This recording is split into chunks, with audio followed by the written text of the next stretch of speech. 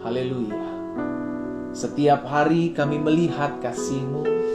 Setiap hari kami melihat kuasa-Mu. Setiap hari kami melihat mujizat. Karena kami berjalan setiap hari bersama-sama dengan Yesus. Kami ada dalam minggu yang baru ya Tuhan, di hari yang baru, yang dimana oleh anugerah Tuhan kami boleh terus mengecap apa yang baik, yang berasal daripada-Mu. Karena itu di pagi hari ini, ketika kami memuji, menyembah Tuhan, kami rindu Tuhan berbicara bagi masing-masing kami melalui kebenaran firman-Mu. Tuhan, tolong kami agar kami mengerti. Bukan hanya kami mengerti, tapi kami dimampukan untuk menjadi pelaku-pelaku firman. Sampaikan sesuatu bagi kami ya Roh Kudus. Urapan-Mu ada atas setiap kami, sehingga hari ini, pagi ini, kami mengalami perjumpaan dengan Kristus melalui firman-Mu. Demi nama Yesus Kristus Tuhan kami yang hidup, kami berdoa. Sama-sama kita katakan amin. Haleluya. Saudara dikasih dalam Tuhan, kita bersyukur karena setiap hari kita menyembah Tuhan, maka tergenapi firman Tuhan. Setiap hari kasih setia Tuhan itu selalu baru. Sama-sama bilang sama saya, kasih setia Tuhan selalu baru dalam hidup saya. Amin saudara. Puji Tuhan. Nah, saudara dikasih dalam Tuhan, saya mengucapkan shalom, selamat pagi buat setiap umat Tuhan yang secara khusus baru pertama kali bergabung dalam ibadah doa pagi ini.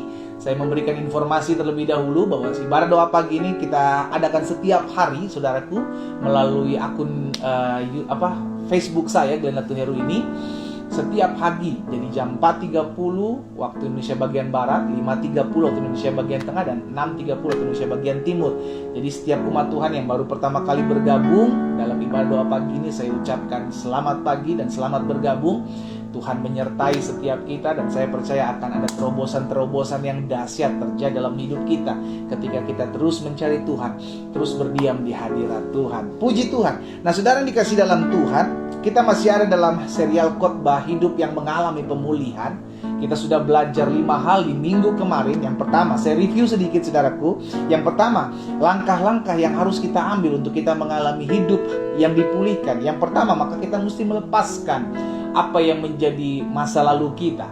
Setiap orang punya masa lalu, setiap orang punya latar belakang, setiap orang punya masalah sendiri-sendiri yang harus kita lepaskan. Kita ingat bahwa ketika Yesus datang ada dalam hidup kita, maka yang lama telah berlalu, sesungguhnya yang baru itu sudah datang. Ya kan, jangan ungkit-ungkit masa lalu.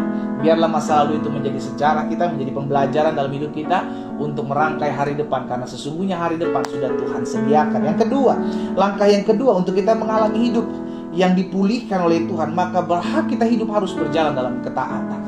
Karena di balik ketaatan ada kuasa, di balik ketaatan ada berkat-berkat Tuhan, di balik ketaatan ada penyertaan dan pembelaan Tuhan yang dahsyat. Yang ketiga, apa langkah yang ketiga yang harus kita lakukan untuk kita mengalami hidup yang dipulihkan? Belajar untuk mengendalikan pikiran kita. Kita yang harus kontrol, kita yang harus kendalikan pikiran kita, bukan kita yang dikendalikan pikiran kita, sehingga akhirnya kita dibawa dengan pikiran-pikiran liar, pikiran-pikiran yang tidak memuliakan Tuhan, karena pikiran kita adalah pusat peperangan, ya. Yang keempat, kita juga sudah belajar bagaimana langkah keempat kita memiliki hidup yang dipulihkan. Maka jangan mendua hati, miliki kebulatan hati, miliki keteguhan hati untuk tetap mengiring Tuhan. Jangan setengah-setengah. Di sisi lain kau mengikut Tuhan, tapi di sisi lain kau masih terlibat dalam dosa. Di sisi lain kau memutuskan untuk melayani Tuhan, tapi di sisi lain kau masih tidak percaya akan kedaulatan dan kuasa Allah dinyatakan dalam hidupmu. Kita sedang hidup mendua hati. Karena itu ikuti Tuhan dengan kesungguhan, ikut Tuhan dengan sepenuh hati, bukan dengan setengah hati. Sehingga sama seperti Yosua dan Kaleb mengalami janji Tuhan, kita pun akan mengalami janji dan kuasa Tuhan nyatakan. Dan yang kelima, kemarin di hari Jumat kita sudah belajar bahwa bagaimana kita bisa memiliki hidup yang mengalami pemulihan. Maka langkah yang kelima, jangan beri kesempatan kepada iblis. Kita sudah belajar juga, saudara dikasih dalam Tuhan, jangan buka celah, ya kan, baik dalam rumah tangga, dalam usaha, bahkan dalam kehidupan sehari-hari. Jangan sampai kita buka celah, karena iblis itu berkeliling mencari celah, mencari jalan-jalan untuk kita jatuh, untuk kita jauh dari Tuhan, untuk memecah belah keluarga, memecah belah rumah tangga. Karena itu jangan beri kesempatan kepada iblis. Kita sudah belajar akan hal itu, dan setiap bahasan yang saya sudah bagikan dalam ibadah doa pagi, saya sudah bagikan di akun YouTube channel saya, Glenn Latuheru. Saudara yang dikasih dalam Tuhan, saudara yang belum subscribe, saudara bisa subscribe di sana. Karena selain khotbah-khotbah doa pagi saya, serial doa pagi yang saya sampaikan, saya bagikan di sana, juga ada renungan-renungan setiap pagi yang saya bagikan. Renungan singkat, saudara dikasih dalam Tuhan ya, kurang lebih 5, 6, 10 menit gitulah ya saudara ya, dibagikan di sana, sehingga setiap hari kita dikuatkan, setiap hari kita mendengarkan firman. Karena Alkitab jelas katakan, firman-Mu membersihkan hidupku. Iya kan, firman Tuhan membersihkan hidup kita, karakter kita, kelakuan kita, dan firman Tuhan menerangi setiap langkah kita. Karena itu setiap hari kita harus dikuatkan, kita harus diingatkan bahwa masih ada Tuhan.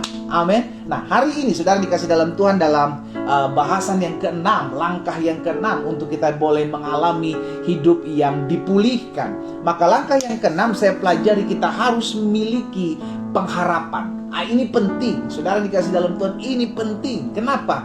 Karena Yesus memberikan kepada kita hidup, dan hidup yang penuh dengan apa? Pengharapan. Iya kan? Makanya Alkitab catat, saudara dikasih dalam Tuhan, di dalam 1 Petrus pasalnya yang pertama, ayat yang ketiga, saudara dikasih dalam Tuhan. Apa yang Alkitab katakan dalam 1 Petrus pasal yang pertama, ayat yang ketiga ini? Terpujilah Allah dan Bapa Tuhan kita Yesus Kristus, yang karena rahmat-Nya yang besar, karena anugerah-Nya yang besar, karena kasih karunia-Nya yang besar, telah melahirkan kita kembali. Sama-sama bilang sama saya, melahirkan kembali. Amin. Melahirkan kita kembali dari apa kepada apa? Nah, perhatikan, telah melahirkan kita kembali oleh kebangkitan Yesus Kristus dari antara orang mati kepada apa? Kepada suatu hidup yang penuh pengharapan. Kita yang tadinya tidak punya pengharapan, ketika kita terima Yesus, maka kematian Yesus membawa hidup kita lahir baru. Lahir baru kepada apa? Kepada suatu hidup yang penuh dengan pengharapan. Jadi harusnya anak-anak Tuhan gak boleh kehilangan pengharapan. Harusnya perkataan-perkataan anak-anak Tuhan itu bukan perkataan-perkataan yang patah semangat. Ya gak mungkin lah pendeta, suami saya gak bisa bertobat. Ya gak mungkin lah pendeta, rumah tangga saya gak bisa dipulihkan. Ya gak mungkin lah pendeta, usaha saya bisa maju. Ya susah lah pendeta. Itu bukan perkataan anak-anak Tuhan. Perkataan anak Tuhan adalah perkataan yang memiliki pengharapan. Saya percaya pendeta, bahwa Tuhan pasti pulihkan rumah tangga saya. Saya percaya bahwa Tuhan pasti pulihkan ekonomi saya. Saya percaya saya pasti disembuhkan. Saya percaya bagi Tuhan tidak ada perkara yang mustahil. Itu perkataan anak Tuhan yang penuh pengharapan. Saya takut kalau kita ngaku anak Tuhan, tapi perkataan kita, hati kita justru tidak memiliki pengharapannya lagi. Dipertanyakan, apakah engkau benar-benar sudah percaya Yesus? Karena seharusnya 1 Petrus pasal yang pertama ayat yang ketiga ini harusnya tergenapi. Kita yang sudah menerima Yesus, kita yang sudah diselamatkan, kita hidup dalam pengharapan kepada Kristus. Sehingga akhirnya hidup kita bukan lagi hidup yang tidak memiliki pengharapan. Hidup kita penuh dengan pengharapan. Itu sebabnya hidup kita penuh dengan antusias, penuh dengan kesemangatan untuk menjalani hari ini, hari esok, bahkan hari ke depan. Kenapa? Karena kita percaya dalam Yesus ada pengharapan. Amin, saudara. Terpujilah Allah dan Bapa Tuhan kita Yesus Kristus, yang karena rahmat-Nya yang besar telah melahirkan kita kembali oleh kebangkitan Yesus Kristus dari antara orang mati kepada suatu hidup yang penuh pengharapan. Sehingga akhirnya kita mengerti bahwa dalam Yesus itu ada pengharapan. Sama-sama bilang sama saya, dalam Yesus ada pengharapan. Jangan pernah keluarkan kata-kata dari mulutmu yang membuat engkau kehilangan pengharapan. Saudaraku, perkataanmu punya kuasa. Perkataan saudara punya kuasa. Karena ketika saudara bilang, saya gak percaya lagi, saya ragu, saya mulai khawatir nih, kayaknya gak bisa deh, kayaknya gak mungkin, engkau sudah meragukan kuasa Allah. Hal ini pernah terjadi dalam kehidupan umat Israel. Ketika dia mulai memperkatakan, aku tidak lagi punya pengharapan, mereka, Alkitab katakan dia seperti tulang-tulang kering. Coba saudara perhatikan Yehezkiel pasal 37. Yehezkiel pasal 37 ayat 10 dan ayat 11. Yeskiel pasal 37 ayat 10 dan ayat 11. Saudara perhatikan. Suatu kali Yeskiel dibawa penglihatan oleh Tuhan untuk melihat tulang belulang. Yang kata Tuhan itu adalah bangsa Israel. Yang tadinya bangsa Israel adalah suatu tentara yang besar. Tapi mereka yang dilihat sementara itu adalah tulang belulang. Tidak ada kekuatan lagi. Disebabkan oleh apa? Ini kita pelajari.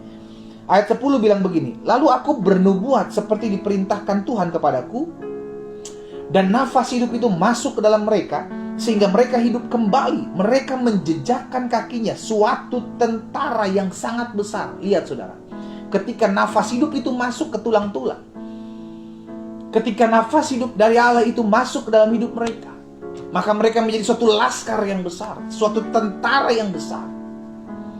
Tapi apa yang sebelumnya terjadi? Ayat 11, saudara perhatikan. Apa yang dikatakan ayat 11 sebelumnya? Ayat 11 sesudahnya maksudnya. Firman Tuhan kepadaku, hai anak manusia, tulang-tulang ini adalah seluruh kaum Israel. Sungguh mereka sendiri mengatakan, hati-hati dengan perkataanmu. Mereka sendiri mengatakan apa? Tulang-tulang kami sudah menjadi kering, dan pengharapan kami sudah lenyap. Kami sudah hilang. Jadi mereka memperkatakan kepada diri mereka sendiri, aduh, tulang-tulang kami kering, pengharapan kami sudah lenyap. Maka yang terjadi, mereka mengalami kekeringan. Kenapa? Karena tidak ada lagi pengharapan. Dan itu yang Yeskiel lihat, saudara. Tapi ketika diberikan nafas hidup yang berasal daripada Tuhan, ini yang saya bilang, di luar Tuhan kita hanyalah tulang-tulang kering yang tidak lagi memiliki pengharapan. Tapi ketika nafas hidup itu, roh Allah itu ada dalam kehidupan saudara dan saya, Alkitab mencatat apa? Laskar yang besar, suatu tentara yang besar, bicara punya kuasa, bicara punya kedaulatan dalam kehidupan setiap kita yang diberikan kepada Tuhan. Kenapa? Karena ada kuasa yang Tuhan berikan. Ini yang terjadi, saudara dikasih dalam Tuhan ya. Alkitab bilang, mereka menjejakkan kakinya, suatu tentara yang besar. Tulang-tulang itu bergerak kembali utuh ketika ada nafas hidup yang diberikan oleh Tuhan. Tapi sebelumnya apa? Mereka berkata, tulang-tulang kami kering. Mereka berkata apa? Kami kehilangan pengharapan, kami gak punya apa-apa. Disinilah akhirnya mereka melihat apa? Mereka gak bisa buat apa-apa. Dan ini yang bahaya sekali, saudara dikasih dalam Tuhan. Ini bahaya sekali. Sehingga akhirnya hidup anak-anak Tuhan kehilangan pengharapan dan hidupnya hampa. Tidak ada lagi ngalamin terobosan dalam hidupnya. Kenapa? Karena mengalami kehilangan pengharapan. Kita pelajari selanjutnya dalam 2 Korintus pasalnya yang ketiga ayat 12. Jadi hati-hati ya dengan perkataan kita, saudara ya. Jangan pernah bilang ya kayaknya gak mungkin deh pendeta, suami saya dipulihkan, ya kayaknya susah nih, berat nih, saya ngalamin sesuatu yang baik. Gak bisa lah, saudaraku. Engkau akan kehilangan pengharapan. Bukan karena Tuhan izinkan, tapi karena engkau memperkatakan apa yang kau inginkan. Itu akan terjadi. Hati-hati dengan perkataan saudara. Jangan mulai memperkatakan ketidakmungkinan, tapi perkatakan segala kemungkinan itu terjadi. Karena bukan kita, tapi Kristus yang memberikan kekuatan bagi kita. 2 Korintus pasal 3 ayat 12. Rasul Paulus bilang begini, karena kami mempunyai pengharapan yang demikian, karena kami memiliki pengharapan, maka kami bertindak penuh dengan keberanian. Lihat saudara, orang kalau punya pengharapan, tindakannya beriman. Oh haleluya. Orang kalau punya pengharapan, sekalipun dia belum melihat doanya terjawab, tapi dia percaya. Karena apa? Saya percaya, saya tahu kepada siapa saya percaya. Amin. Karena apa? Karena dia punya pengharapan. Demikian pula sebaliknya, kalau orang gak punya pengharapan, maju aja susah. Kenapa? Karena gak ada pengharapan. Ya percuma lah, saya juga berdoa tiap pagi, gak ada perubahan. Suami saya, percuma lah saya berdoa tiap pagi. Hari-hari ini justru saya semakin banyak nih ngutang. Aduh, percuma lah kayaknya. Karena gak ada pengharapan. Engkau mulai memperkatakan dan semakin lama engkau akan mengalami kekeringan. Hati-hati dengan apa yang kita katakan. Ya, kita bisa bertindak berani.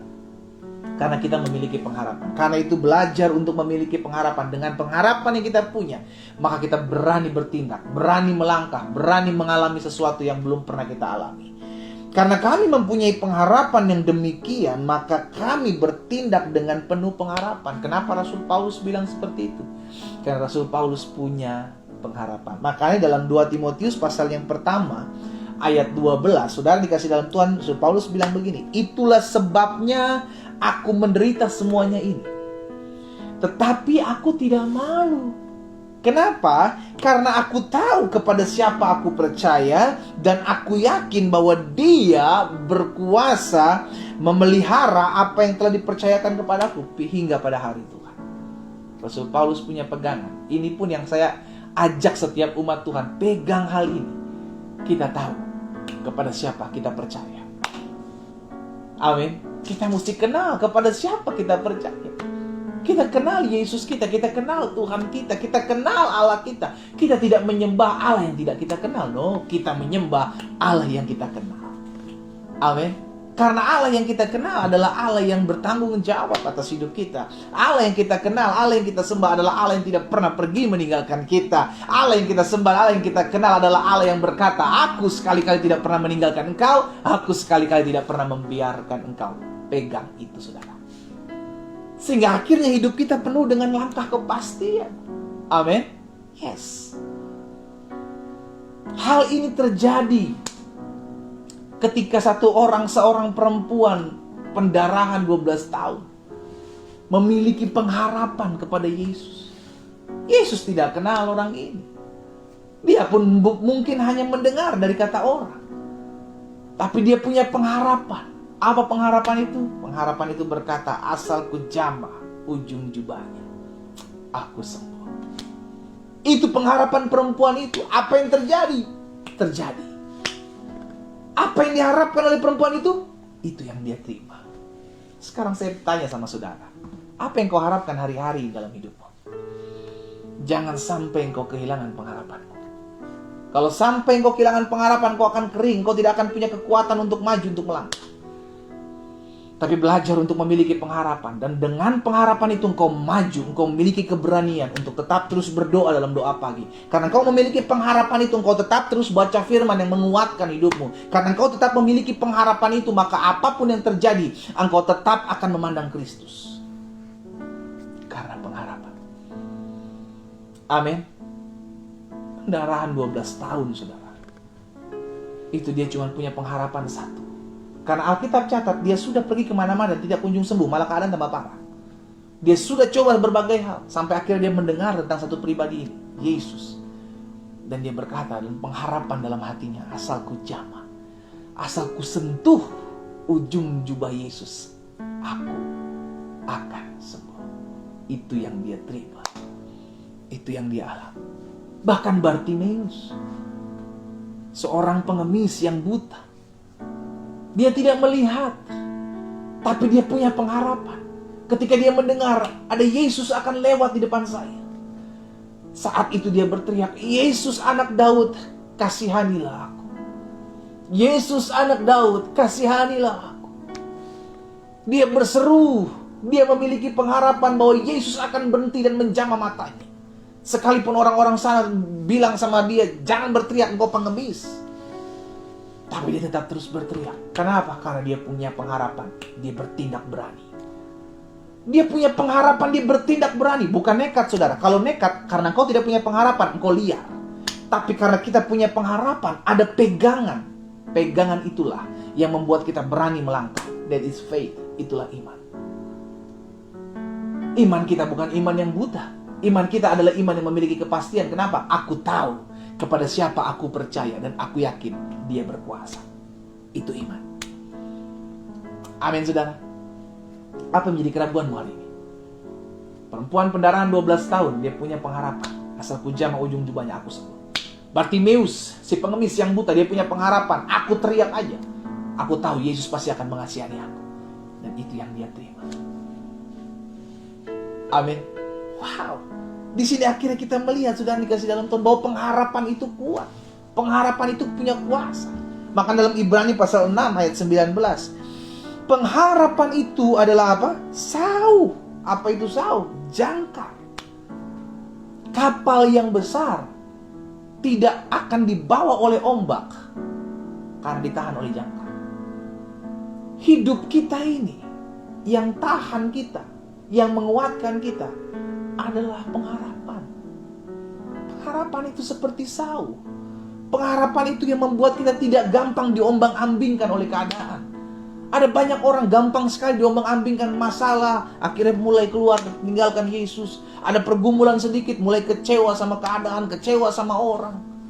Ujung-ujungnya kecewa sama Tuhan. Karena apa? Karena diombang-ambingkan, saudara. Tidak punya jangkar yang kuat. Dan apa jangkar hidup itu? Sau itu pengharapan. Ada pengharapan, maka kita gak akan mudah digoyahkan. Sama-sama bilang sama saya harus punya pengharapan. Amin, saudara. Nah, karena itu saya pelajari, saudara dikasih dalam Tuhan, jangan sampai kita mengalami kehilangan pengharapan. Karena kalau sampai kita kehilangan pengharapan, maka kita akan kehilangan segala-galanya. Karena pengharapan kita kepada Yesus, Alkitab katakan, tidak akan pernah dikecewakan. Pengharapan kita kepada Yesus tidak akan pernah dikecewakan. Karena kita tahu. Makanya berulang-ulang saya ingatkan kembali perkataan Paulus ini. Aku tahu kepada siapa aku percaya, dan aku yakin dia berkuasa. Saudara yakin bahwa Yesus berkuasa? Saudara yakin bahwa Yesus tidak pernah meninggalkan saudara? Saudara yakin? Miliki pengharapan. Dan pengharapan kita kepada Yesus tidak akan pernah dikecewakan. Karena itu jangan pernah kehilangan pengharapan. Saya pelajari, ketika kita mulai kehilangan pengharapan, kapan seseorang mengalami kehilangan pengharapan? Kita mulai kehilangan pengharapan, saudara dikasih dalam Tuhan, ketika kita fokus dengan apa yang kita lihat dan apa kita dengar. Ada banyak orang mulai luntur pengharapannya ketika apa yang dia harapkan, apa yang dia doakan tidak kunjung datang. Ada banyak orang sudah berdoa, ada banyak orang sudah berpuasa, mengharapkan sesuatu yang dia doakan dan dia harapkan itu terjadi, tapi tidak kunjung datang.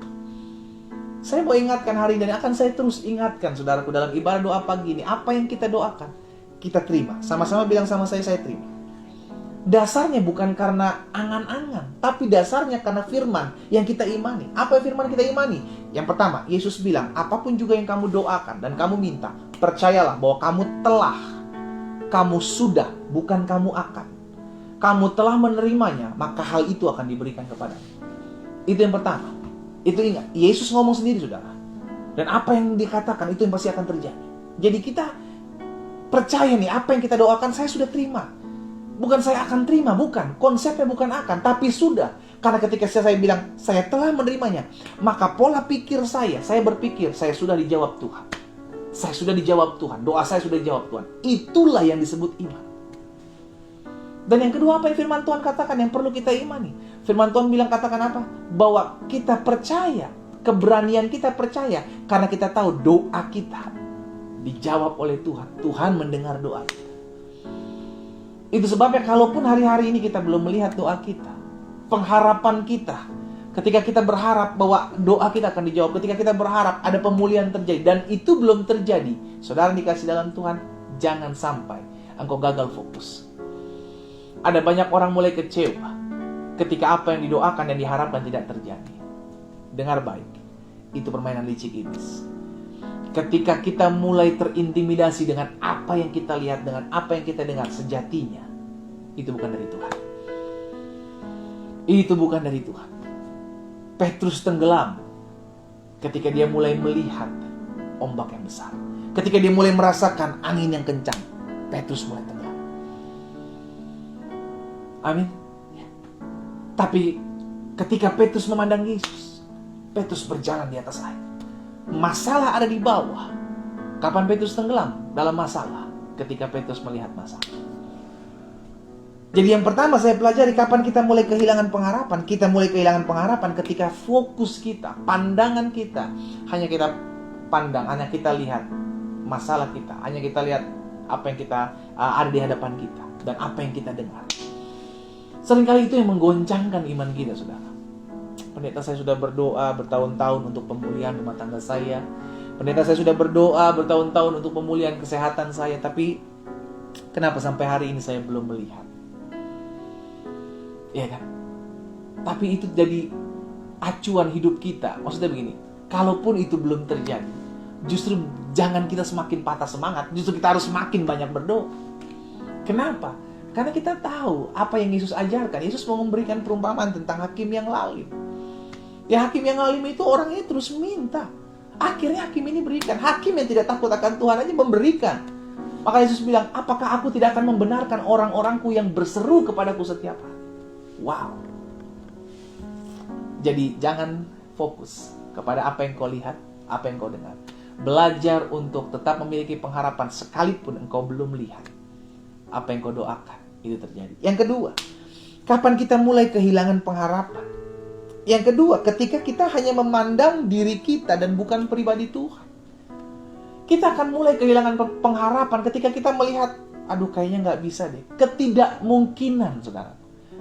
Dan biasanya orang yang melihat ketidakmungkinan karena berpautnya kepada dirinya. Aduh, saya emang nggak kuat, saya emang nggak bisa, saya emang nggak mampu, saya nggak akan bisa bertahan, saya udah capek. Karena hanya dirinya yang dia lihat. Dia lupa bahwa Tuhan memberikan kekuatan buat dia. Tuhan memberikan semangat, Tuhan memberikan kemampuan untuk dia menghadapi masalahnya. Tapi dia tidak mau melihat Tuhan, dia hanya melihat dirinya. Ini yang terjadi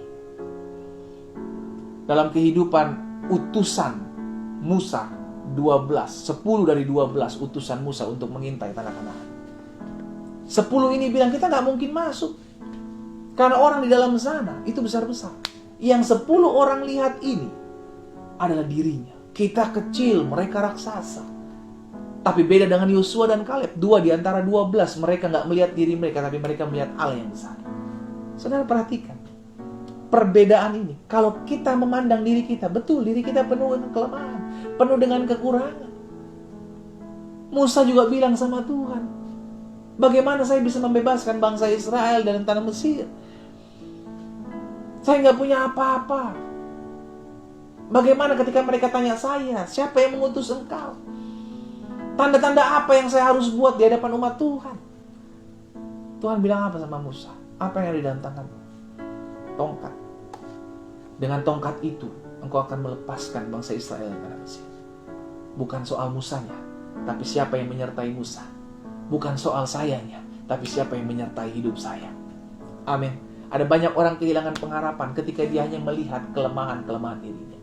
Saya nggak mungkin bisa, saudara pendeta, nggak mungkin saya bisa lah. Susah ini. Nggak mungkin saya bisa mengalami pergumulan. Aduh berat lah pendeta. Akhirnya karena apa yang dia pikirkan, apa yang dia rasakan, dia mulai down, dia mulai lemah. Tapi kalau kita mulai memandang Tuhan, kita percaya segala perkara dapat kita tanggung dalam Yesus yang memberikan kekuatan, dalam Yesus yang memberikan kemenangan dalam hidup kita. Jadi yang kedua, sudah dikasih dalam Tuhan, kapan kita mulai kehilangan pengharapan? Ketika kita memandang diri kita dan bukan memandang Tuhan. Belajar untuk selalu memandang Tuhan. Kita penuh kelemahan, betul. Kita penuh kekurangan, betul. Kita penuh keterbatasan, betul. Tapi kita masih punya Tuhan yang punya kuasa. Daud, ketika mengalahkan Goliat, Daud tidak melihat dirinya. Karena Daud sadar dirinya lemah, dirinya kecil, dirinya tidak ahli berperang. Bahkan dirinya tidak memakai peralatan perlengkapan senjata. Tapi dia memandang Tuhan. Makanya Daud punya perkataan itu yang harus kita pegang. Daud bilang sama Goliat, engkau mendatangi aku dengan tombak panah dan lembing. Aku mendatangi engkau, bukan dengan diriku, tapi aku mendatangi engkau dengan nama Tuhan semesta alam, Allah barisan Israel yang kau hina itu. Hari ini juga aku akan menyerahkan mayatmu kepada burung-burung di udara.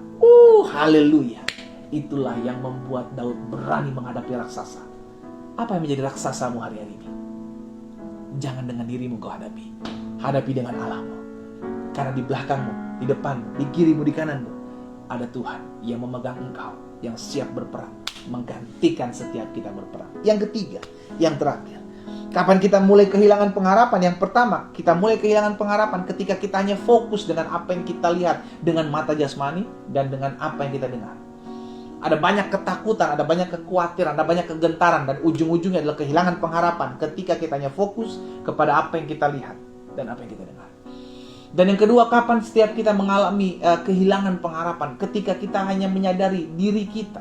Kita hanya melihat kepada diri kita, kekurangan, keterbatasan, ketidakbisaan kita, dan kita mulai melupakan Tuhan.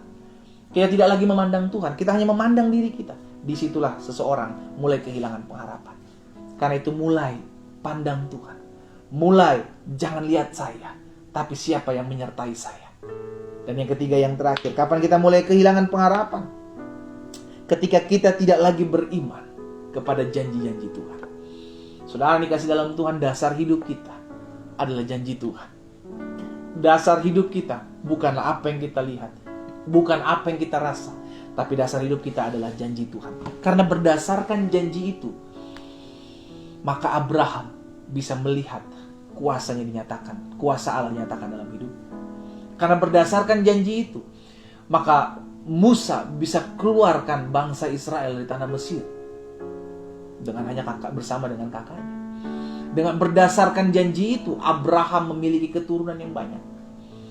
Berdasarkan janji-janji Allah, kita juga akan melihat apa yang tidak pernah kita lihat, apa yang tidak pernah kita dengar.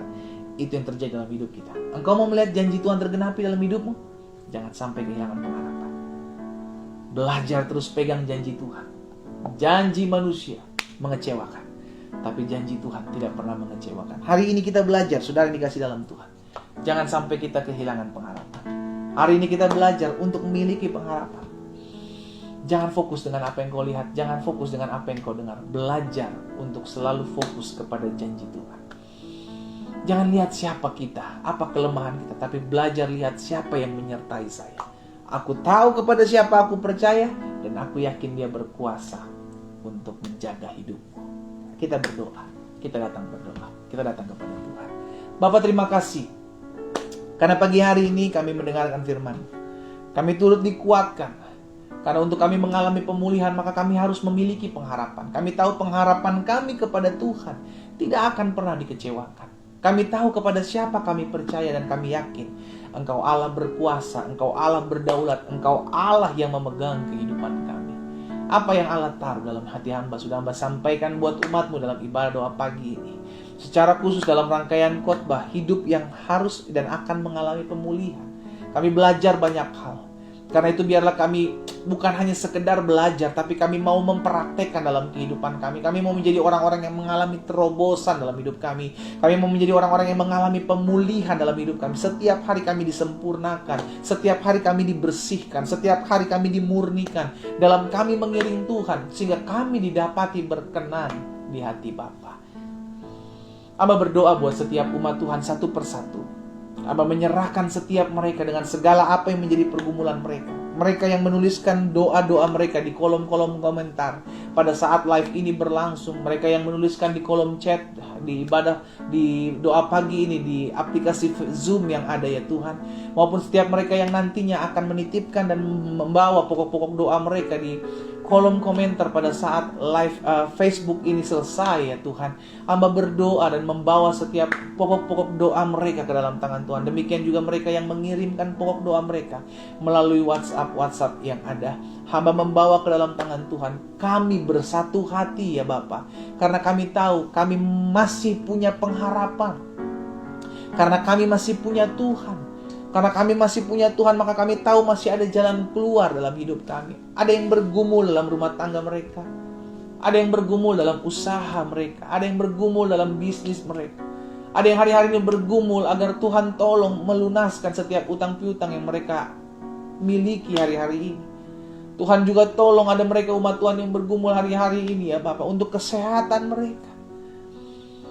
Kami percaya sampai hari ini mujizat masih terjadi. Ketika kami percaya, ketika kami tidak kehilangan pengharapan, maka kami tahu kami akan melihat hal-hal yang dahsyat. Allah akan kerjakan dalam kehidupan kami. Kami tahu kepada siapa kami percaya, dan kami yakin Engkau Allah berkuasa.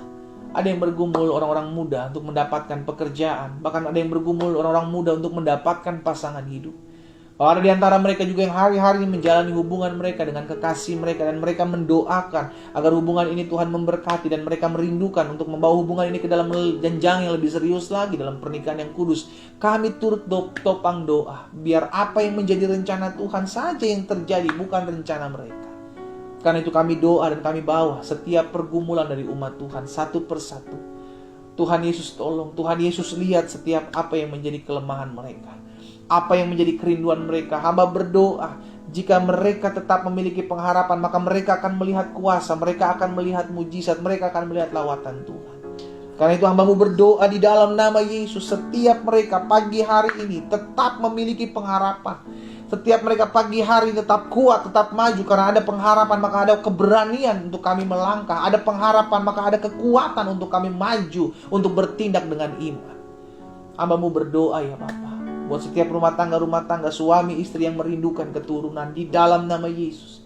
Biar Allah membukakan kandungan mereka, Allah mempercayakan keturunan-keturunan ilahi dalam rumah tangga mereka. Bahkan ada yang berdoa hari-hari ini, Tuhan memberkati setiap usaha mereka, Tuhan memberkati setiap dagangan mereka. Bahkan di masa-masa pandemik ini, Tuhan Yesus, kami tetap menggantungkan hidup kami kepadamu. Karena kami percaya langit dan bumi akan lenyap, tapi firman-Mu tinggal tetap. Segala sesuatu bisa tergoncang, tapi kerajaan Kristus tidak akan pernah tergoncangkan, dan kami ada di dalamnya.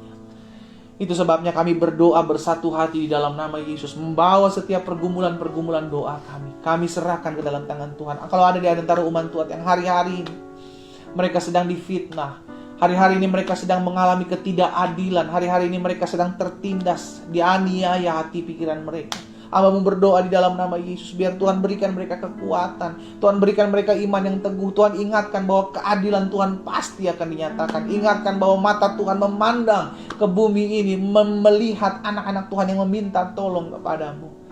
Di dalam nama Yesus. Bahkan ada di antara umat Tuhan yang terus berdoa untuk terjadi pemulihan, terjadi rekonsiliasi antara hubungan anak dengan orang tua, antara hubungan mertua dengan menantu, antara hubungan adik dengan kakak, yang mungkin belakangan ini mereka sedang terjadi cekcok, sedang terjadi keributan. Tuhan, kami tidak mau membiarkan ada celah dalam rumah tangga keluarga kami. Kami tidak mau membiarkan ada pintu terbuka buat iblis menghancurkan keluarga kami. Karena itu sebagai anak-anak Tuhan, kami rindu menjadi pembawa-pembawa damai. Biarlah kami memperdamaikan diri kami dengan sesama kami, karena kami tahu kami adalah anak-anak Allah tatkala kami menjadi pembawa damai dalam kehidupan kami.